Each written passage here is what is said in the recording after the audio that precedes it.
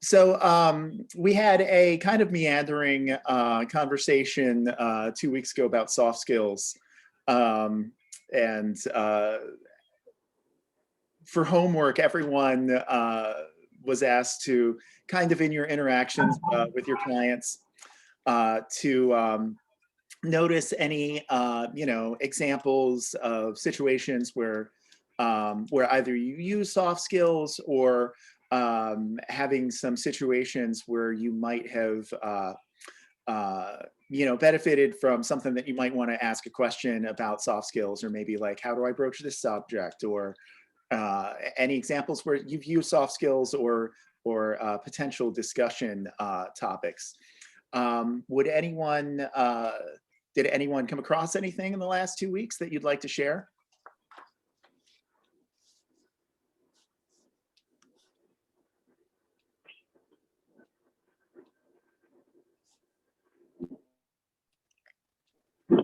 I could go. Yeah, go ahead.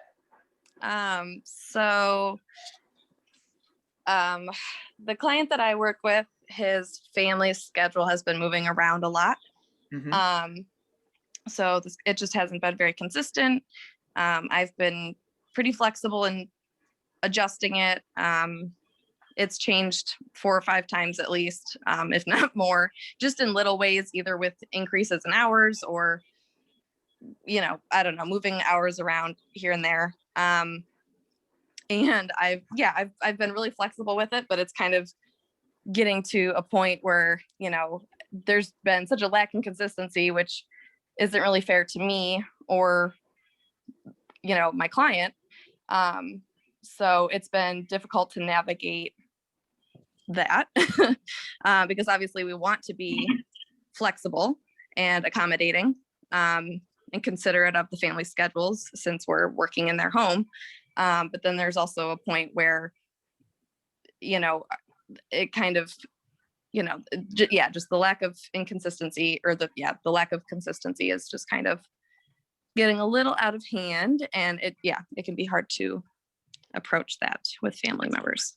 Okay. Yeah, thank you. That's a great example of a conversation that we need to have with a family, and that we need to be careful about how we approach that subject with the family. Have you had any conversations with them about it, or about how the inconsistency might be negatively affecting the client or anything like that? You mentioned just being flexible so far. Mostly I've just been flexible so far. I have kind of mentioned that there has been, a lot of inconsistency, and so they kind of are aware that I'm kind of, I don't know, I've been giving a little bit of pushback, just in the sense that, like, I can't give more than the 32 hours that have been, that we've decided on. They were trying to push for more than that. They were trying to have me do 8.5 hours a day. And I was like, I can't do more than 8 hours. So I've given pushback in that sense. But when it comes to rearranging the schedule a little bit to make sure he's getting those hours, I've been pretty flexible so far. But now it's getting to a point where they are basically like they're making me start later in the day, but they only want me to work to a certain time in the afternoons 2 of the days of the week. But they want more hours, and I'm like, I'm getting crunched from both ends, and there's only so much wiggle room I can have. Yeah. And I know this too, there's a lot of different family members involved in coordinating the schedule too. So exactly. I'm hearing a lot of inconsistencies there. One week they want you to do less, the next week they want you to do more, and you're being pulled in all kinds of different directions.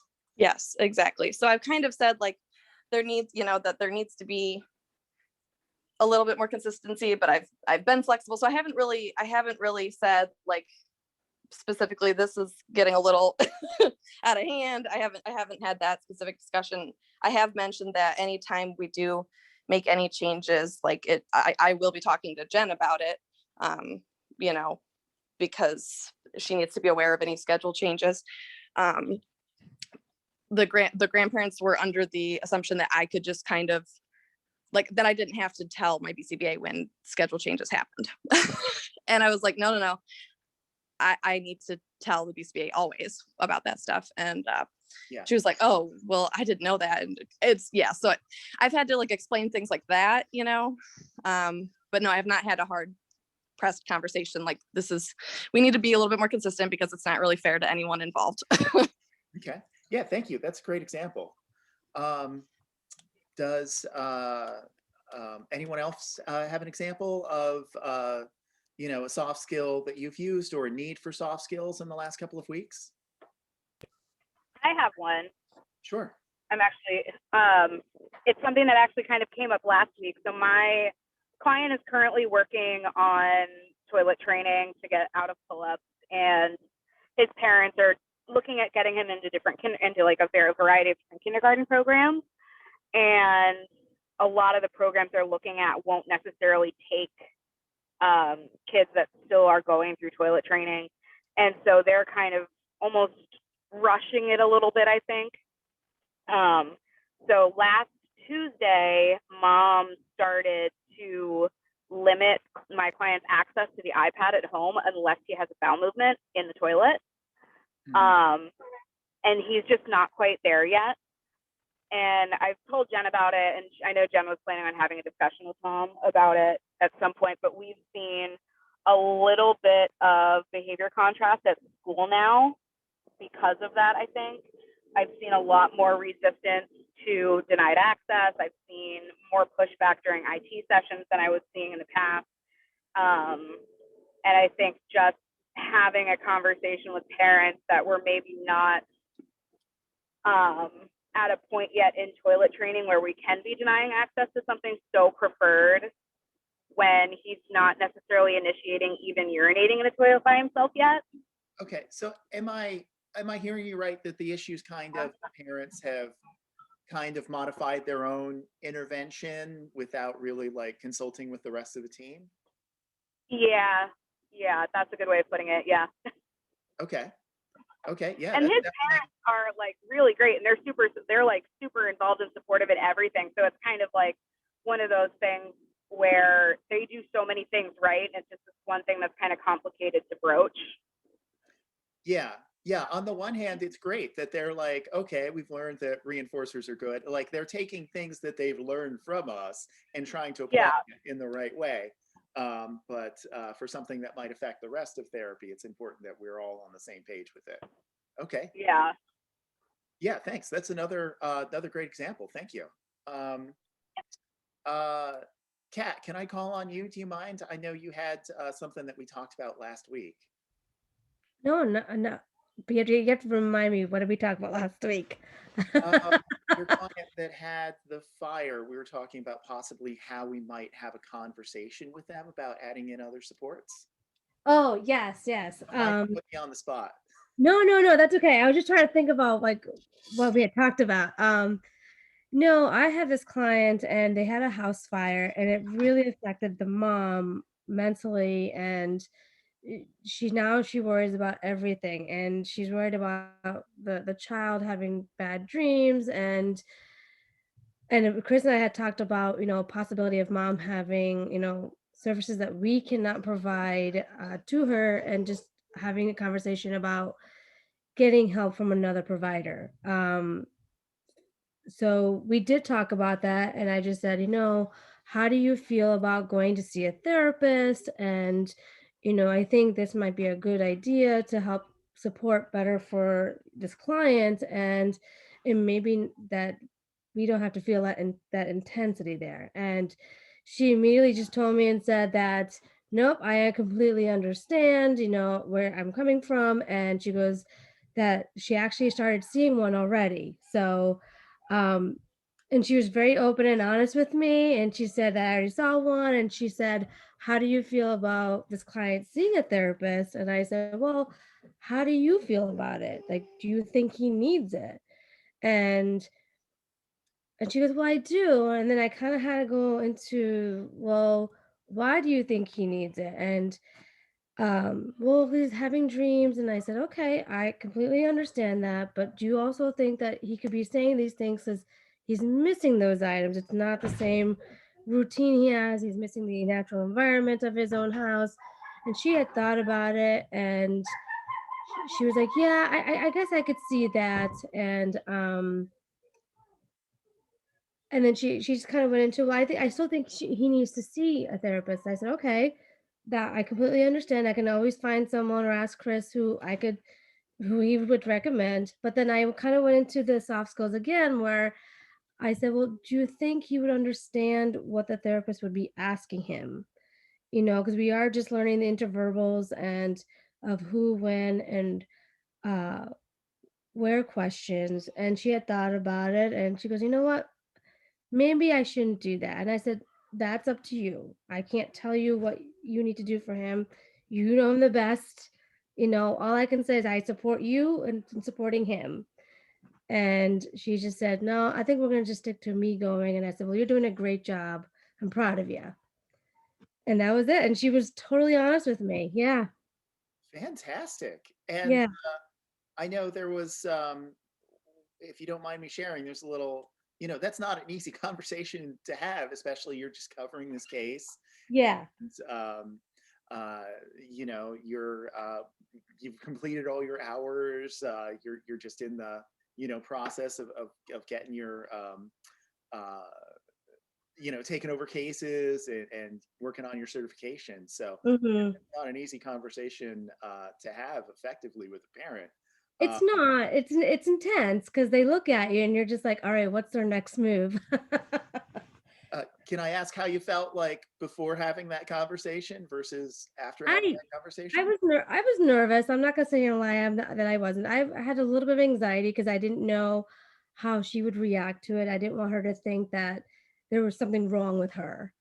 And she said no. She goes, "I'm glad that we had this conversation," because she said she herself felt better that we had that conversation, and that it's out all open in the air where everybody's on the same page. And but ever since she started going, like, she looks better, she feels better, and she's wearing, you know, better clothes. Like, she just feels better and safe. That was the biggest thing. Safety.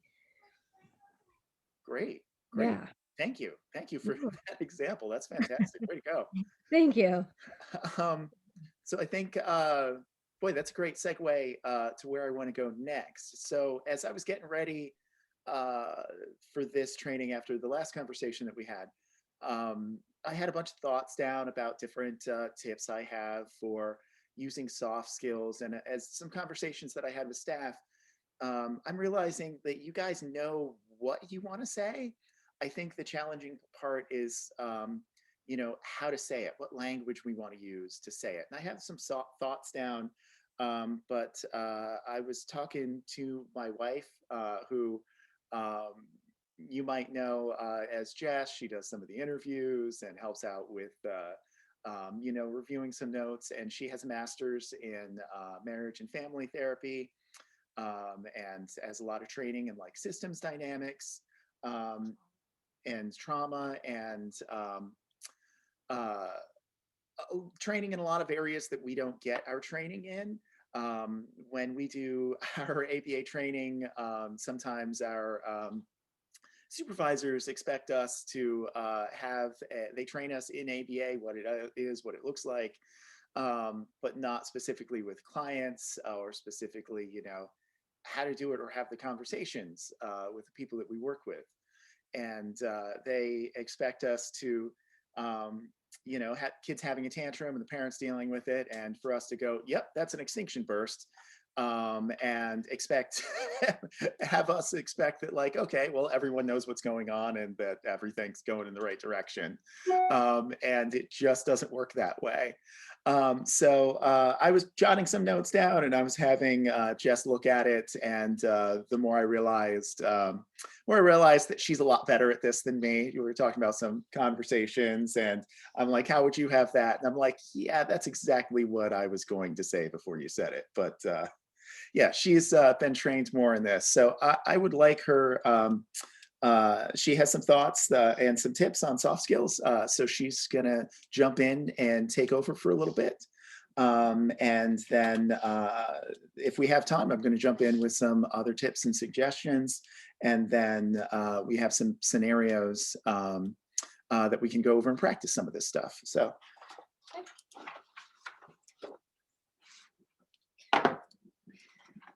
Hello, everyone.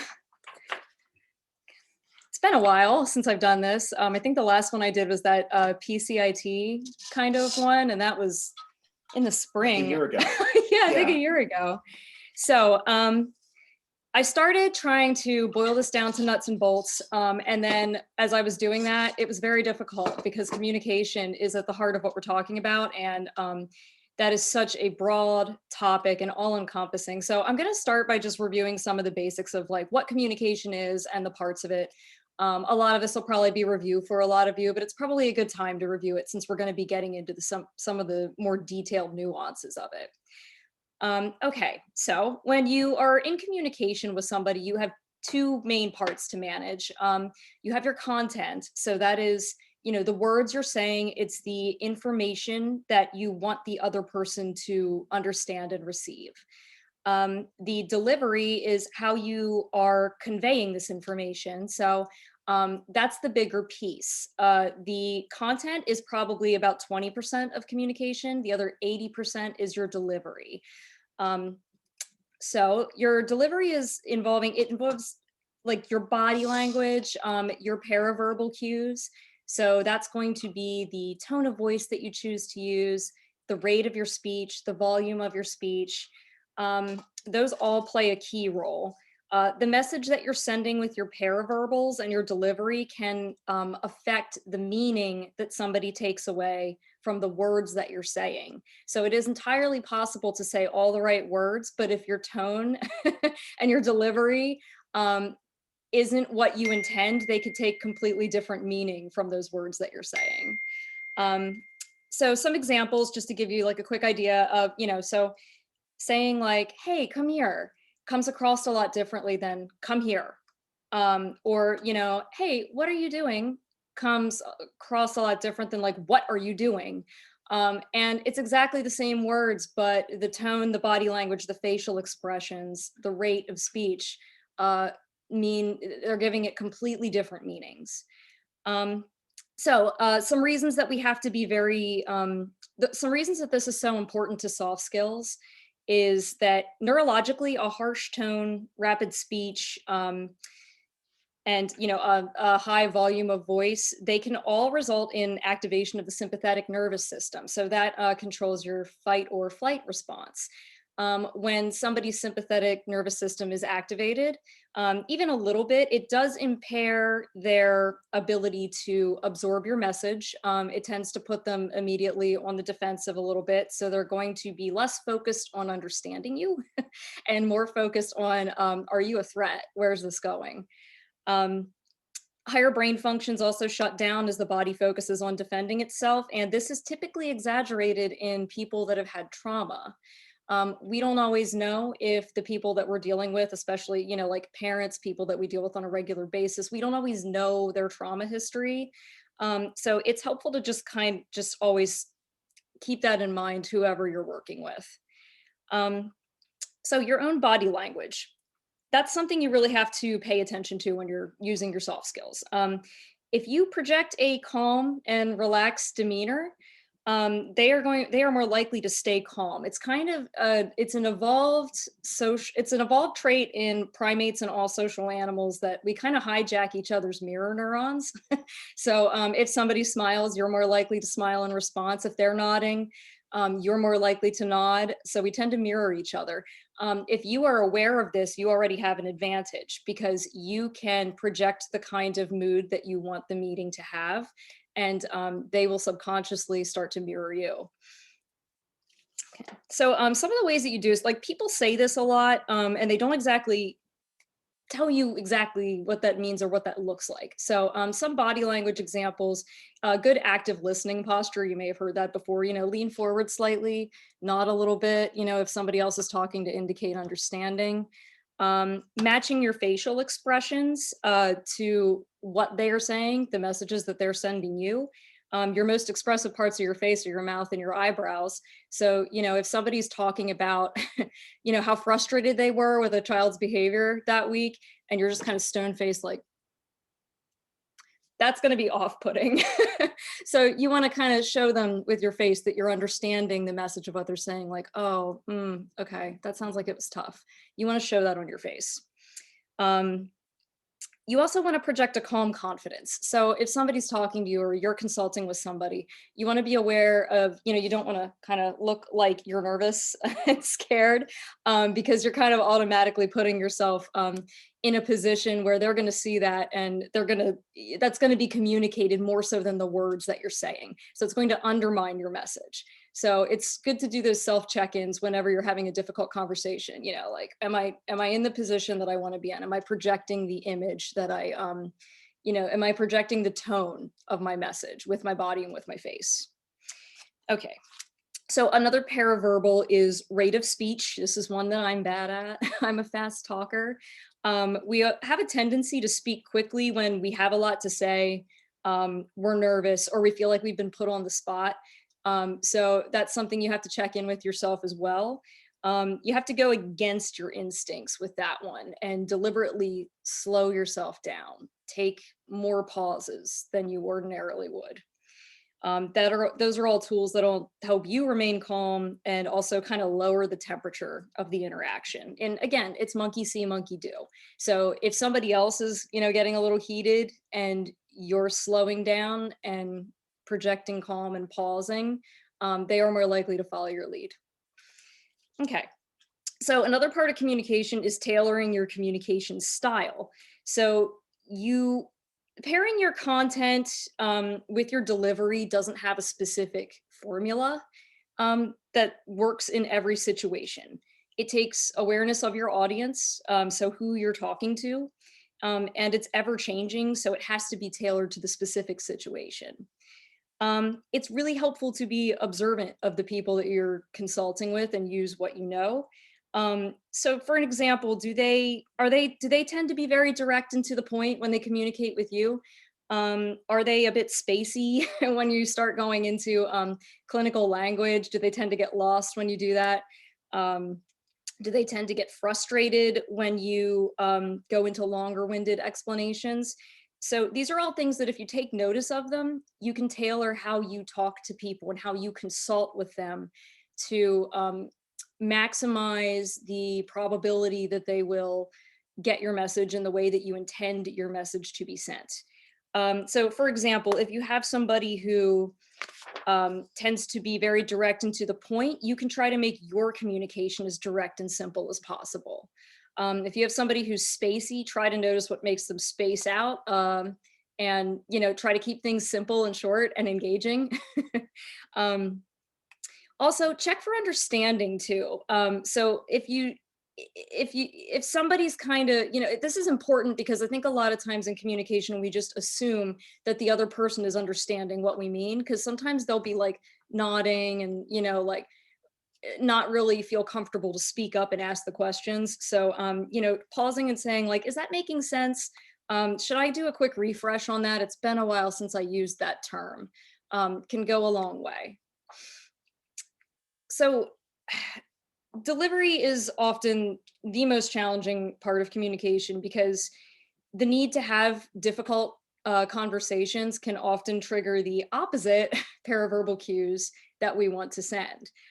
So, like some of the examples that you were giving earlier, those are some tense, difficult conversations. And, it's natural and normal to feel a bit of anxiety going into that. We just have to be very observant of ourselves to make sure that we're not carrying that in with us, do a self check-in, that we're not like, okay, so there's this thing we should talk about. And, like, I'm already looking nervous. That's going to project onto the other person and they're going to be thinking like, uh-oh, like what's coming? So that's something to be aware of. Also, a good soft startup goes a long way in preparing the listener to receive your message. So what do I mean by a soft startup? Bringing up a topic in a gentle, non-threatening, non-blaming, and cooperative manner. So if you use a soft startup, you're less likely to provoke anxiety and defensiveness in the other person. If you need to be firm about something, which we do sometimes, we have to have those tough conversations and really, set some boundaries and draw a line in the sand. Save that for later in the conversation, because if you start them off in a relaxed manner, they're going to be more likely to listen to you and process what you're saying better later when you have to be firm. There are exceptions to that, but it should be your basic rule and starting point with everybody that you want to start with a soft startup. Never assume the person that you're talking to knows what you want to address beforehand. If the person tends to get anxious, if you know this is somebody who they don't like things sprung upon them, and when you spring it upon them, they have a really big anxiety reaction, it's not well received. That's something where you can use like the choices intervention to some degree, to give them a little bit of control over when it's going to be discussed. So for example, like, hey, I need to touch base with you about something today. Would you prefer that we do that first, or would you rather wait till the last half hour of the session? It's, and you can kind of give them a heads up, like it's regarding this, and then let them choose. And that's going to help them relieve anxiety if they're one of those people that really just, they don't respond well to having things come up all of a sudden. Okay, so some examples of a soft startup. So let's say that you are working with one of your RBTs, and you had a session that didn't go too well yesterday. So an example of a soft startup would be like, hey, yesterday didn't seem to go very well. I felt pretty frustrated, and it seemed like you did too. Let's take a minute to break that down and try to figure out what we can do today to be more effective. So what that does is it frames the conflict and the problem as a we problem, rather than like a you problem. So instead of coming in and saying like, hey, yesterday didn't go well at all. You did some things that you shouldn't have done, and we need to talk about that. It's less likely to create a defensive reaction in the person that you're talking to. It also acknowledges the other person's experience, but not in a way that excuses any missteps or wrongdoing. So it is a good thing to do to validate other people. Validation does not mean that you accept what they did or that you're saying that it's okay. So if you have a staff who was doing something wrong and they were frustrated, it's probably because it didn't turn out the way that you wanted it to turn out. So frustration is natural.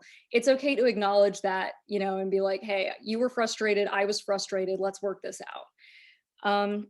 Try to use language that says that you have their best interest in mind. So instead of saying like, you have a problem and this can't happen again, framing it more like, hey, we need to tackle this together so we can be effective. Comes across, it's the same message, but it comes across differently. If you can give an explanation as to why the issue you want to talk about is important, or what the future could hold if not addressed. When people have a clear idea of why they are being asked to do something, they're way more likely to do it. So whenever you can give an explanation, and it's appropriate to do so, you should. Let's see. So I did write down, one of the hardest part of soft skills is people tell you what to do, and then you're like, okay, great, but I don't know what words to use to actually say this. So I tried to go through and write down some examples. And some of this might be a little bit more counselory language than is necessary for what you're doing. So, these are just examples, and you can tailor them, of course, to suit your needs and your specific situations. So one example that I have is like, hey, I need to check in with you about blank. My worry is that if we don't make some changes now, we're going to have bigger problems later. Or, hey, there's something I'd like for us to discuss. It feels like our wires keep getting crossed regarding this issue, and we really need to get to the bottom of it so that we can continue to make progress. Let's see. I have a couple different examples for different scenarios too. So this is a good one for staff or families that tend to get defensive very quickly. The example would be, earlier today, there was a situation where blank occurred. This is something that we do need to review, but first I'd like to hear your perspective on why that happened. and how things ended up going that way. I'd like to hear from you first. So that avoids the accusatory "you did this" statements. And it also, like, hearing their side first gives you the chance to get in their head and try to understand the motive behind their behavior and what they're doing. It also, like, once you know why they did what they did and how they're thinking about it, you can use that to inform the rest of your consultation. Also, a lot of times when you let people speak their piece first, it kind of disarms that immediate defensiveness, or at least by the end of it, they feel a little bit better because they were able to get their piece out, and it doesn't feel like somebody came on the attack at them without even understanding where they're coming from. I think everybody's probably been in a situation where they can relate to that in their life. Okay. So one of the ones that I use a lot is, or I used a lot in counseling, and then when I worked at a social skills program for autistic teenagers, like, my worry for you is that this is going to lead to this. This is what I'm seeing that makes me think that we're getting close to that, and that's not anywhere that either of us want to be. So phrasing it in a way that's collaborative, and also in a way that demonstrates concern rather than is accusatory. Okay, let's see, I'm getting lost in my own notes. Okay, so after you use your soft startup, something that you can do is, try to get their perspective and validate what you can without expressing approval for anything inappropriate. We did touch on this earlier with one of my examples. When people feel heard and understood, and they feel like you are understanding their values, to use an ACT term there, they are going to be way more likely to accept your influence. So to listen to what you say and consider your perspective and take your feedback. Some examples of summarizing and validating, like some phrases, like, "Thanks for explaining that. I think I have a clearer idea now of why things happened the way that they did." So that shows them that you heard what they said without saying that, without excusing anything that they shouldn't have been doing. "Hey, I appreciate you telling me that. That helps me understand what your mindset was. Okay, that wasn't the best choice that could have been made in that situation, but I can see why you made it. So let's talk about some other options for that kind of situation so that you're better prepared in case that comes up again." And you can also, like, check in with them too and be like, "So your thinking was that if you did this, this would happen. Am I understanding that correctly?" Asking questions and checking your own understanding also goes a long way towards, building rapport with the person that you're consulting with and making them feel heard. So this is one that I use when I'm really having trouble understanding why the heck somebody did what they did. I think we've all come across one of those head scratchers where you're like, "What? That's what you chose to..." Okay. So I'll kind of start with, like, "Okay, what other ideas did you have of how to handle that at the time that you decided against? Tell me what you were thinking of doing, but you decided not to do."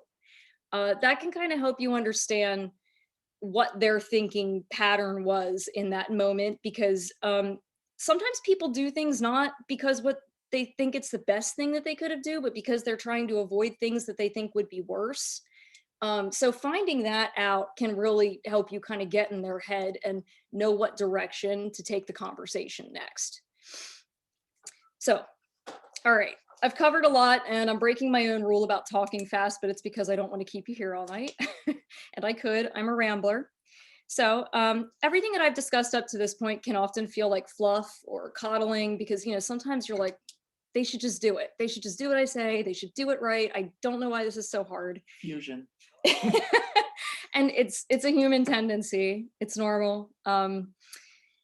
And when it comes up and when you find yourself thinking that, that's when you have to practice self-awareness and drop it right there. Because that's not helpful to you as a supervisor or the people that you're consulting with. People, for the most part, and this is true of most situations, people do the best that they know how to do with the skills and the circumstances that they have at that time. It may not always make sense to us as an outsider. So that's why hearing what they have to say is, you know, an important part of the consultation process. Hanging on to that mindset of like, they should just do it, you know, like I told them to do it, they should do it. It, it's only going to serve to keep you frustrated and make you less effective at identifying the problem and the skill deficit, and thus the solution. These techniques are not to coddle the recipient or dilute the urgency or importance of your message. They are tactics that you can use. They're tactics that you can use taking what we know about human arousal states to set the stage for the most effective transmission and reception of your information. Okay, so closed off, defensive, or people that are not forthcoming. Yay, those are always a joy to work with. So, for example, if you have somebody that you're working with who never seems to speak up if they're confused, or they never want to really talk about issues when you ask, you know, you're like, how's everything going? Everything's good. And you know, it hasn't been good. So it's good at that point to create a structure in the way that you talk to them at each session, a structure and an expectation that a section of each consultation will be dedicated to questions and review. So, you know, like, okay, so before we get into what I would like to cover today, what areas came up for you this week where maybe I could be helpful? Or, you know, give me 2 examples of times when you felt uncertain or frustrated or unsure over the past week, and we'll see if there is anything I can go over to help you feel more confident. You know, so kind of giving them that permission without them having to bring it up themselves to talk about those things, and setting the expectation that they're going to have those moments. Be curious, it gives you more information. So like, hey, I noticed that when the client does this, you do this. How come? Or, you know, it seems like this piece has been a struggle for you. Can you tell me what happens for you when that situation comes up? You know, and as I'm saying these questions and examples, I'm kind of also demonstrating the kind of body language and facial expressions and tones that, you know, I use with clients or have in the past when I was seeing them. So this is a fun one too, you know, so like sometimes you have people where you will be prompting them in the moment and they're still not doing what you're asking them to do. That can be awkward and frustrating to bring up. So, you know, an example of how I would handle that and have handled it with staff that I've had is, you know, hey, so the past 3 times that I've given you a direction, I noticed that you didn't jump in right away. And I had to prompt you several more times before you took action. Where do you think the disconnect is? So phrasing it in a way that's, you know, I'm using that us language, I'm using my body language, I'm showing that curiosity, and I'm trying my best to not make them defensive because I really want to know what's going on so that we can fix it. Okay. So another question, you know, some language like, hey, can you help me understand why this keeps happening? You know, like we keep having the same, the same issue over and over, and this issue is going to lead to problems down the road. So can you help me understand, you know, like why you think this is getting in our way? Okay, so I'm going to skip over a couple more of my examples just in the intro. Do we have time? Oh, yeah. Okay, I don't know how long these normally go. Yeah, we'll just Okay. bump this in the next week. Okay. So some other examples then, Chris told me that like, you know, I had a lot of examples of language down here and he's like, no, you should go over the language parts. Cause, and in my own counseling training, a lot of times it's very similar to, you know, what Chris described with you guys is like, they tell you what to do, but not how to say it. And that can be one of the most nerve-wracking parts, especially if you're new to the field. We're fans of multiple exemplar training. Okay. So, you know, hey, we seem to be stuck right now. What do you think would help get us unstuck? That's more of like a counselor-y question, but you could probably tailor that to just about any situation and have it be a good intro. We seem to be stuck with this right now. You know, what do you think the barriers are is another good one. You seem to be hesitant to take my direction. Is there something I'm missing here? I can't help but feel like there's something standing in the way of us making progress right now, and I want to know what that is. Always try, if you can, frame your points as concerns or worries.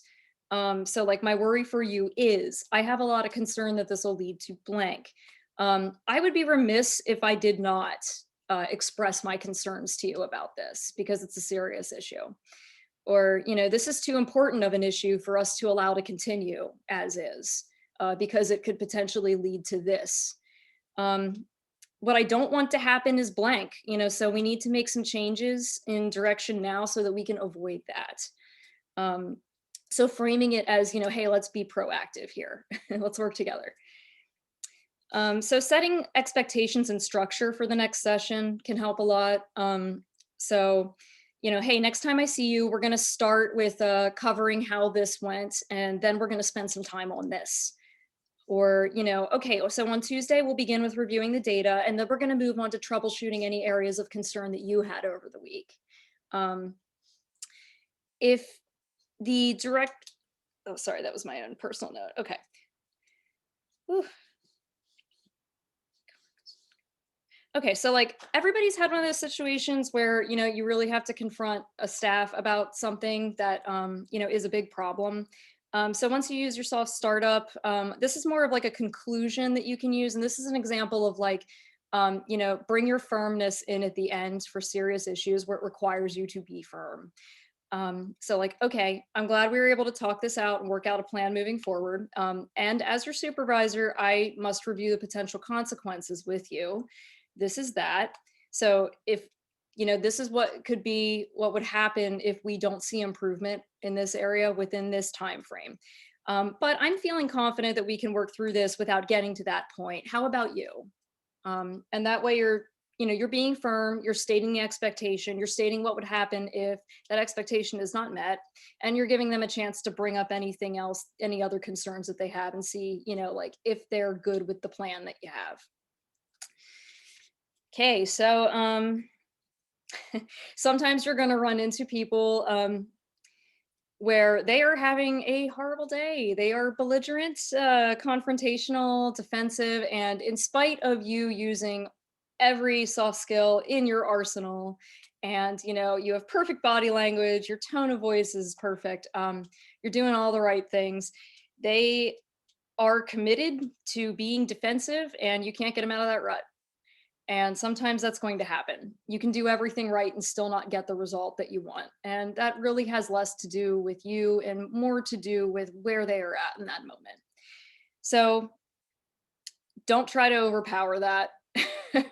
Don't argue, don't become defensive, don't let your anger and frustration show. That's easier said than done, I know. So there's a difference between challenging somebody on something, when it's a good time to do it, and doing it when, they are clearly resigned to being, they're not going to hear anything you have to say today, and that's what they've decided. So don't go toe to toe with them when they're not in a place to be receptive. You're working against the tide. So retreat, fall back, come back to it at a different day. So a good tactic to use to end with that, and some language I can give you around that, is like, hey, thanks for sharing all this with me. I think this helps me see where you're coming from a little bit better. You've given me a lot of information today, and I want to be thorough on my end. So I'm going to take some time and think about this. I want to pick this up next week. So let's take some time. I need to digest this, and we will come back to this. So fall back. That doesn't mean that they won. It doesn't mean that, like the issue is settled. What you're doing is you're giving them time to cool down. So hopefully by the next time you see them, they'll be cooled off. And also some of what you have said prior to that may have had some time to sink in. Sometimes some people just need to blow up and vent and get it out, get it off their chest before they can absorb any information. Requesting to take time to think about something is often well received by people that you're consulting with.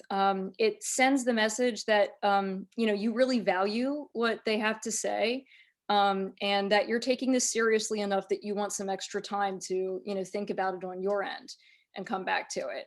It can seem awkward to do when you first start using this. It can seem kind of awkward because you're like, I don't want them to think that I'm putting them off, or like I'm walking away from this problem that they have. I have never found that to be the case. every time that I've used this tactic, people have been very receptive to it. I'm just like, I know it can be frustrating, because you want this resolved today. I can tell this is a big problem for you. And there's a lot of emotion that you've been dealing with surrounding this. I just want to make sure that I'm doing my professional duty and being thorough. So I'm going to take some time and really really dig into this over the next week, so that when I come back to you next week, we can really get to the bottom of it. So just sending that message and aligning your values with theirs. So all in all, there's no magic formula to doing this in consulting and soft skills. A lot of it really just is experience. And you're gonna feel anxious, and you're gonna be nervous. And that does get better with practice and experience. But throughout your professional career, there's never going to be a point where you're going to feel 100% confident in any situation. So if you go into something and you're like, man, I had a plan and this is what I was going to do, and it just didn't go as expected, like, don't beat yourself up over it. It happens, and this stuff takes time to master and time to learn. My best advice would be to practice on your friends, and for the ultimate challenge, your own family. The communication isn't good just for your professional relationships. So these communication skills are pretty much universal. It's just that a lot of time they get kind of lost in the sauce as you're learning about all the technical aspects of ABA or counseling. So, okay, I think I pretty much. You want to tag out? Yeah, I was gonna say, does anybody have any questions for me before I tag Chris back in? Okay. So you got to give it a second. Oh, and is it? then There's a see delay. if there's, yeah. If there's questions, I'll take them, but Yeah. I'll switch you. Thank you. Okay, so I want to take some of that and now kind of put it into kind of like ABA terms. So, I mean, the goal of, justice training is,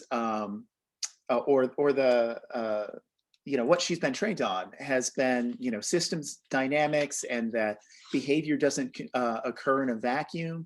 And the reason that she was trained in those techniques is her aim was to try and change someone's behavior just by talking to them, just by using language.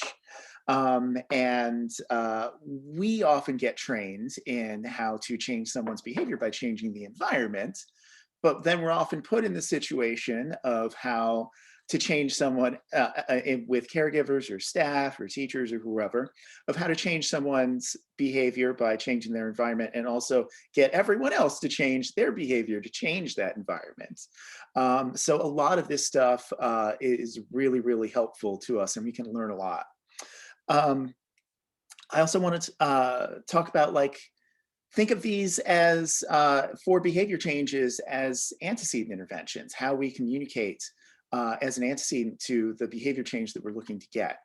A lot of what we try to impress, especially on our students, is that it's not, ABA just isn't, your kid that you're working with. ABA is universal. It's happening all the time. And there should be at some point in your training where you're just kind of, it just kind of clicks, and you're not thinking about this one behavior, this one intervention, but you start seeing ABA everywhere.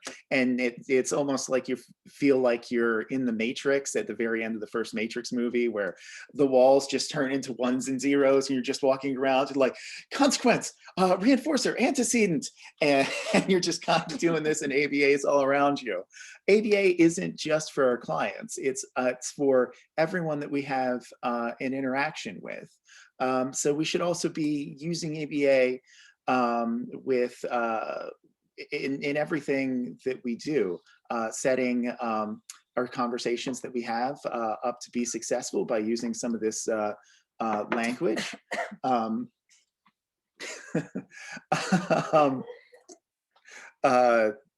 Tea is still very hot somehow. Sorry, totally lost my train of thought there. Oh, sorry. So looking at some of these interactions and trying to be aware of the consequences that are maintaining these behaviors that affect our clients. So with that in mind, there are some general things that we do and we know that we want to about ABA and about how to change behavior that we want to make sure that we're applying all the time and not just with our clients. One thing is we don't want to blame the learner.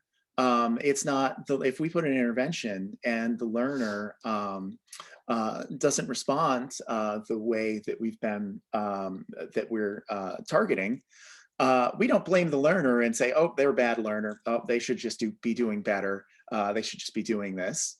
We look at how can we change that environment? How can we change that intervention to get the behavior change that we were intending? And we should be looking at the same way if we're working with a staff or we're working with a teacher or parent or whoever it is, whatever caregiver, caretaker it is. We should have that same mentality. We should also be, when we work with our kids and we start working with them, we're pairing ourselves as a reinforcer. Our goal is that when we show up, if we're doing direct therapy or we're involved with that kiddo, when we show up, they should be really happy to see us. Same thing with everyone else that we're consulting with. We should be pairing ourselves as a reinforcer. That means using a lot of praise that's targeted towards that individual, giving feedback that contacts natural reinforcement for that individual.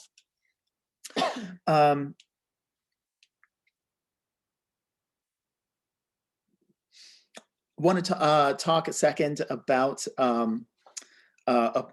something that we might learn that makes no ABA sense whatsoever is if you've ever been heard about the praise sandwich, to give feedback that way. And that might look something, Jen, are you there? Yes, I'm here. Okay, thanks. I need a guinea pig here. So Jen, how would you feel if I said, Jen, you're a really great student and clinician. You've got a great ABA future ahead of you. But I want to talk about that FDAC you submitted, the function. I don't think you've got the function right. You need to take another look at that. And you're going to have to rewrite the FBA and the interventions. But you know, you write really good reports, and like I said, you're a great ABA student. How what's going through your mind as I'm saying all these conflicting things? Well, my anxiety is kicking in because I'm like, oh man, what did I do? Yeah, but I mean, so it's like I'm getting good feedback, but then it's like it sounds like I'm not able to write it out, but it sounds like I can do it. But can I do it? So it's kind of going back and forth with, it's like, I don't know, in some situations I can do it. Can you be more specific where I need to improve on it? Yeah, you're right. Be more specific about the feedback you want to change is a good tip there. But generally, you walk away from that kind of confused. Like, well, he said I'm a good clinician. He said I write good reports. But then he said this report is bad. And then you're like, well, can I believe anything this guy said? Am I good? Am I bad? Like, what do I need to do better?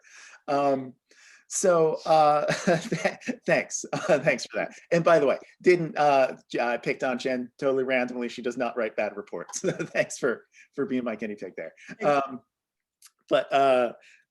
So we want to be direct with the corrective feedback. And we want to use all the techniques that Jess mentioned and how you approach giving that feedback. And you want to give praise for things that are going well. But you do, with everything that we know about ABA, you do want those things to be separate.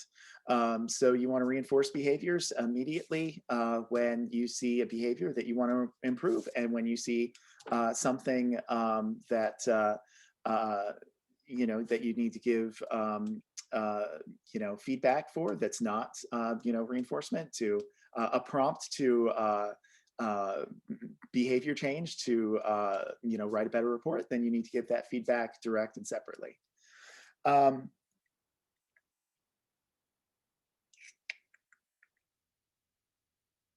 also want to say that like anything, so like as I was given that feedback, I said, oh, you're a great student. And then I said, but there's a quote somewhere that says like anything that you say before the word but doesn't really matter. So that's not great. A great example of language to use. That was what not to do there. Also, Jess kind of touched on this. You want to be aware of your audience. If you have a great relationship with the staff, you can be very direct with someone like, oh, missed a check there, or oh, I noticed this, need to step it up here. If you don't have that relationship with the staff or parent, then you're going to be using different language to communicate that message. I think Jess had a lot of great points and she covered a lot of the stuff I wanted to say here. So you want to validate your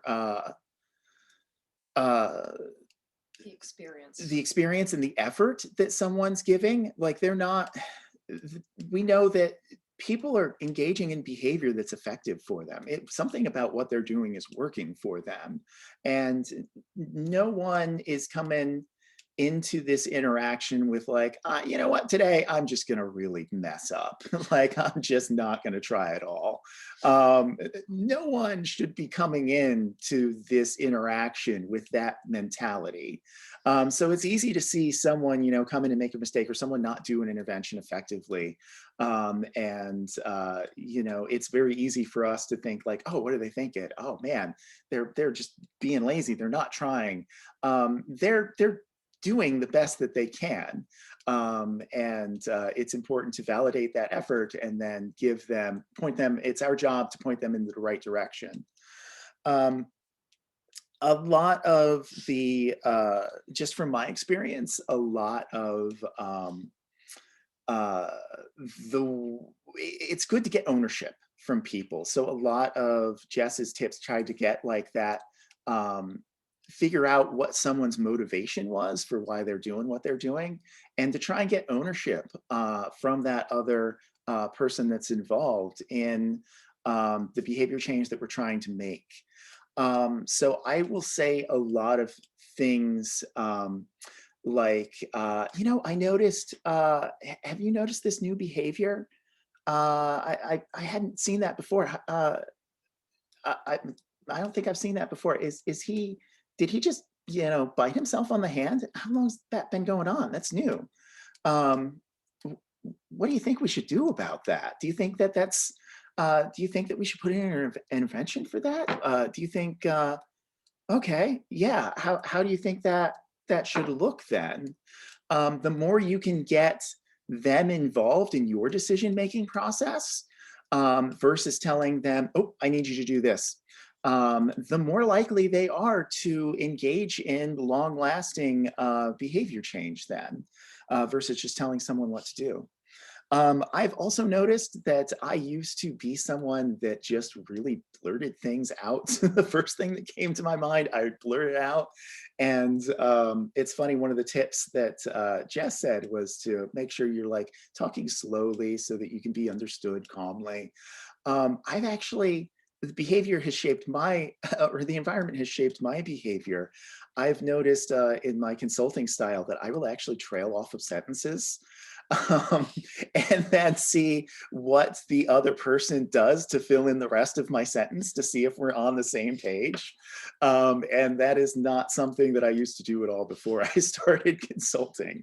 But it just helps make sure that we're communicating the same message and that we're on the same page with what we need to do and how to do it.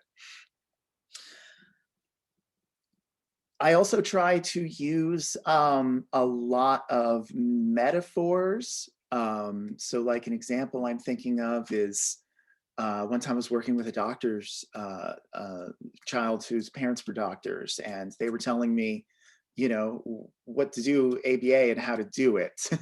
And I was talking to them and I'm like, so what do you do if you have a patient that doesn't have the expertise that you have come into your clinic,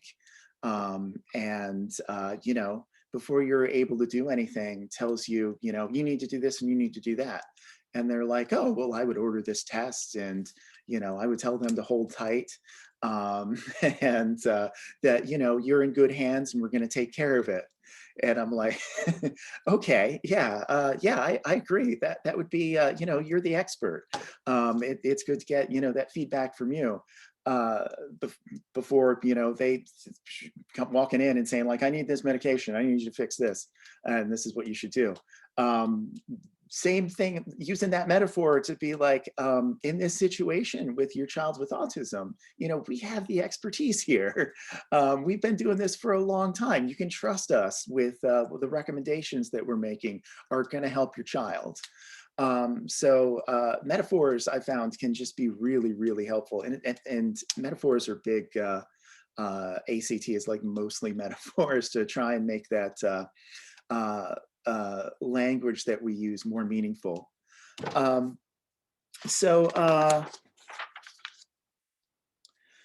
We can either end here, or we can talk about some examples. I think either way, we're going to continue this into our next student meeting, and do some breakout rooms and really do some practice. I know last time I kept you guys really long. It's already after 7. So do you guys want to hear some you know, some examples, or should we just continue at the next student meeting? I'm using choices to try and get. I say let's continue at the next meeting. Okay. All right, that sounds good. So next time we'll take some of this information, we'll try to make like a bullet point summary, and then we'll have a couple of kind of like practice examples, and then we'll break up into breakout rooms and with some scenarios that you can practice with yourself. So thank you everyone for joining and listening in, and thank you, Jess. It's really unfair to have someone with her background doing our interviews. So it really helps. It just shows how important it is to us to get really good people like you guys. So thank you for all that. And well, thank you everyone for joining, and we'll see you next week, or 2 weeks. I'm sorry, we'll see you in 2 weeks. 2 weeks is 31st. So 31st at 6.